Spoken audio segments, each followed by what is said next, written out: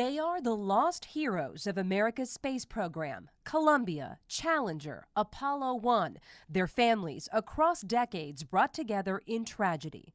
They had what was called the right stuff, pilots from all branches of the military testing the limits of their equipment and themselves converged on Edwards Air Force Base. One of them, with the training and knowledge to make it to space, was Air Force test pilot Michael Adams. He was a good pilot. He had the opportunity to do with NASA, the X-15, and he jumped right on it. Adams was a career war veteran. Flying airplanes was his life. Over at Edwards, is where most of the test pilots and all were. Chuck Yeager was his good friend, actually. The training was intense. He graduated first in his class above Neil Armstrong, and they were choosing astronauts for the Apollo. He was on his way, but on the day in 1967 that he was to join that most elite fraternity of aviation, he was going to obtain his astronaut wings, and so his mother and my mom were out there that day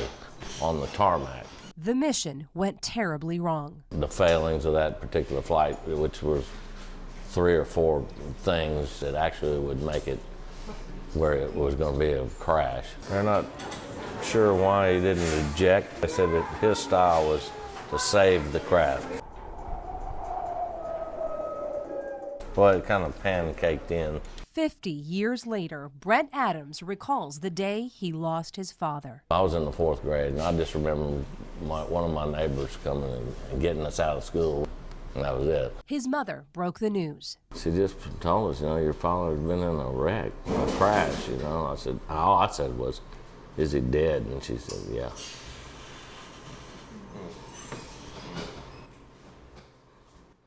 Adams' crash was the first in-flight casualty of America's space program, already reeling from the Apollo 1 tragedy earlier that year. He was awarded his wings posthumously, becoming NASA's 27th astronaut. In time, Brent's mother would move the family back to her hometown of Monroe, Louisiana, where his father is buried. But for Brent, there are questions still unanswered. I wonder where I'd be today if he hadn't gotten killed. Who knows what he would be doing. Michael Adams never made it to the launch pad at Kennedy Space Center. It's an awesome thought that, if he could have made it there. This is nothing but rockets and it's space. Thank you for calling Rocket Lube. Today, Adam runs a successful business in Monroe dedicated to his father, as well as other NASA heroes. I'm the owner of Rocket Lube and Car Wash. When customers walk in, they come face to face with Adams' connection to his past. I like flying remote control airplanes. He liked to fly model airplanes. He was a good model airplane builder. And the inspiration it still gives him. He was dedicated to flying. Whatever he contributed, it was well worth it, because went on to do the space shuttle. That's what the X-15 paved the way for that. An inspiration he shares in his community. He was a space pioneer.